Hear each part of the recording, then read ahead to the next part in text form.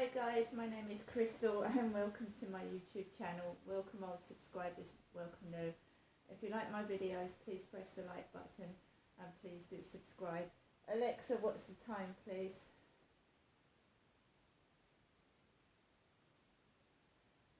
It's 8:48 a.m. Alexa, what's the date today? It's Monday the 30th of January. Alexa, what's the weather like in Rochester? Right now in Rochester, England, it's 5 degrees Celsius with mostly cloudy skies. Today's forecast has mostly sunny weather, with a high of 9 degrees and a low of 2 degrees. Alexa, can you tell me a joke? Why did the teddy bear say no to pudding? Because it was already stuffed. I like that one, that's quite funny, Dave. I've not heard that one before. Right guys, so when I get up, I try and put some sort of heating on because it's got cold, hasn't it? When I was living at Lansdowne Court, there was even known to be snow in March and April. So it can be cold right up until April, early May. So I put the heating on when I got up this morning, and thank God I've got enough heating to heat my home this morning.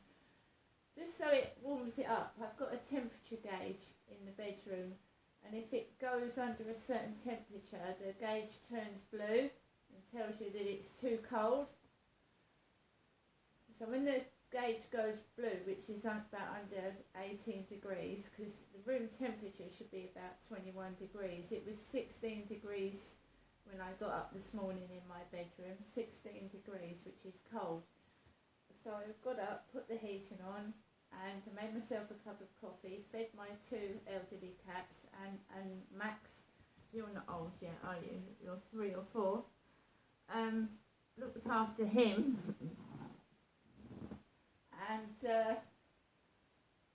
I'm up, and I thank the lucky stars I am up. Elderly, vulnerable people, a lot of elderly, vulnerable people die during the cold weather because they can't afford to heat their homes. They keep the electricity and gas off, and they can die from hypothermia. We're not just talking about elderly, we're talking about disabled, vulnerable, people living on their own. They've got no one to come in on them. So it's not just me. So we all have to be careful because of the rising food prices and the hike in electricity and gas. We all have to be careful. I myself, I snuggle under fleece blankets when I'm in bed. So yesterday, I'm not doing so many videos as I usually do. I'm just doing a couple. It's very difficult when you want to be taken seriously, and a lot of people find things funny, and it's not. So if I want to be taken seriously, I don't want to get my point across by shouting, screaming like some people do. That's not the way to do it. It's to sit there and just persevere and carry on and keep trying to explain that what is going on is not funny. So today, last night my mum, I'm not going to put the answer phone message online, I'm fed up of doing that now. She called me up to say she hopefully sees me tomorrow. I'm not going up to my mum's today, I'm tired of it. I sit there in the flat and she's making out that my father is still alive, okay, and he died in August 2021. So I'm sat there in my mum's flat and she answers the phone to the takeaway guy, and the takeaway guy will ask my mum how she is, and she will say that she is carrying on as usual, right? And I'm just, I've been a housewife, I've been a mum, and I have never ever, been that way towards my mother. My dad used to get up and shout at my mother, and yes, he did used to treat her like some sort of a slave. Get this, do that. But I'm not like that. The times I've lost my temper with my mum has been, I think, rightful because of what's been done to me. I was angry with what my father did to me when I came down to Chatham in 2008. I was angry with both of them. I was up in Gloucestershire with, I was starving. I was almost anorexic. And I'd asked my mum and dad for help and I never got any. And I had to come down physically to Kent in 2008 on a 4-hour train journey.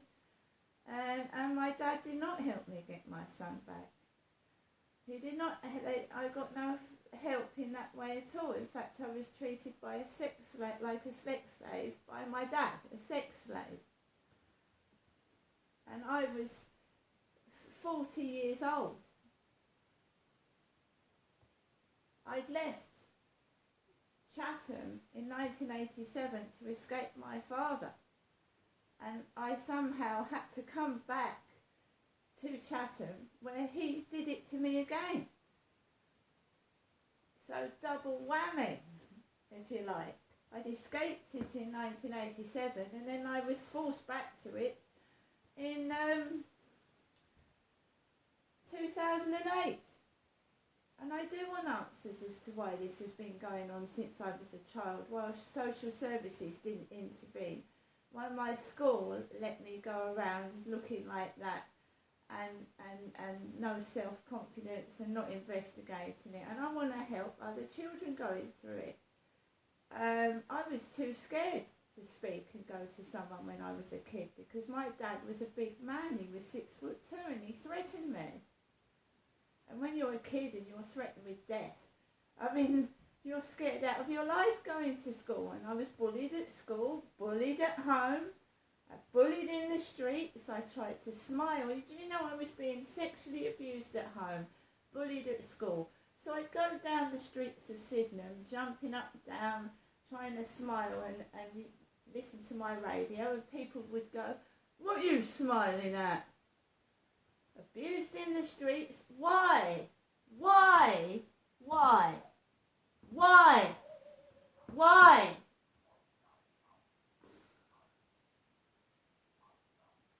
And I'm not going up to my mum, so they can't pretend it's my mother speaking. Letting dogs bark over my speech. Letting dogs bark over my speech. It's that lot downstairs. When I used to go and talk to that old lady, they'd come out, see I was talking to the old lady, and they'd shut the door shut. So basically, another thing, right? I would like to visit my sister, but she hasn't got a plaque. There's no gravestone. There's no cemetery stone. I can't visit my sister's grave. My sister was cremated. My baby brother Dylan was buried, and he's somewhere in a cemetery in London. He's got no headstone, even though he was buried as a 2-month-old baby. There's no headstone, and there's no grave with his name on. I can't put flowers on my dead brother's gravestone. I can't visit my sister. And I haven't been to see my father, Derek's stone. Well, he hasn't. I don't know what they put up in memory of Derek Trower because I haven't been to Bluebell Hill Cemetery, crematorium, to see my dad's plaque with a rose stuck by the side of it.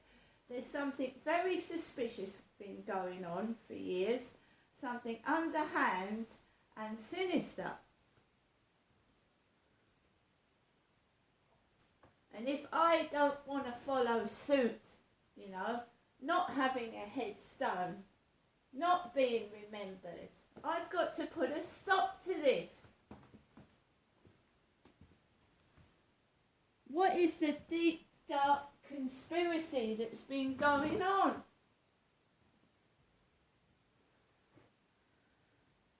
I don't want to know. I don't want to be involved in it. Now, I've got a family of my own. I've got three sons and a daughter, right?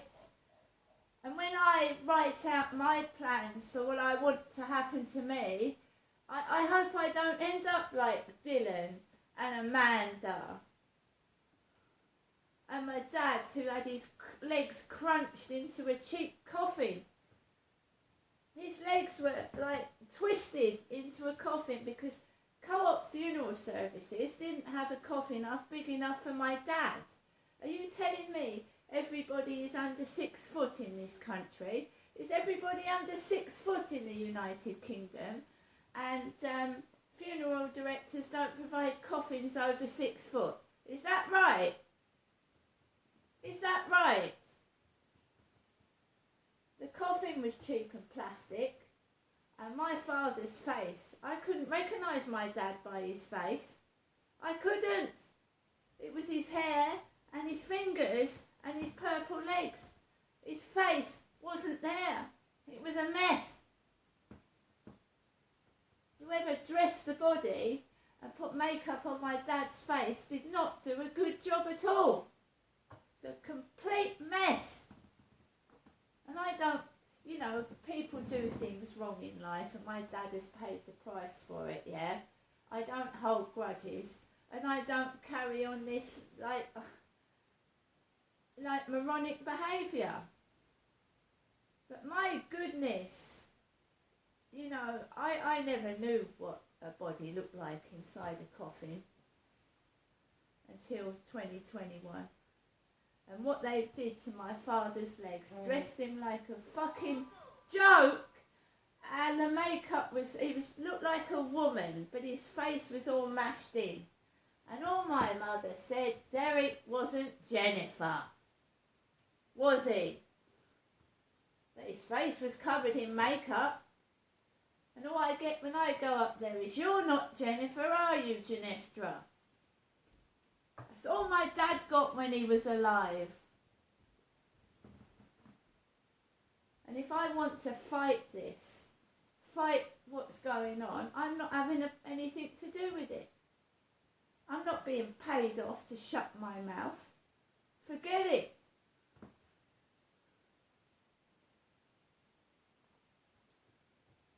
I don't want to sit up there. Oh, I'm carrying on as usual. No one's doing anything to my mother. They're not. She's just making out. If she opens the door and says that, and opens the windows and tries to cause an argument, like domestic violence abusers do, they open the windows, and when they think they're going to get caught, they start causing an argument, so people outside think you're attacking them. I've been through it all before. Now, I've said it before, and I probably might fall into the spider's web again, the trap of money and things. Yeah, but you don't take those with you when you die. You don't take money and belongings with you when you die. You don't. What use is paper toy money when you're dead? You need to rectify things before you die, not after you're dead. You need to put a stop to this crap, this bullying, to hide the truth, and it's wrong. Making me look like I'm my mentally ill mother, to hide the abuse. Stop it. Just stop it, and I won't be going up there today, right? You can stick the taxes up your bottom and all the fucking money and the food.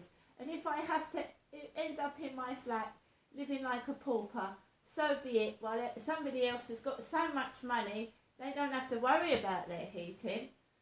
They can go to appointments and pay for taxes. And I'll show people that I am poor and it's been my mother that's been paying for those taxes, not me. See you later.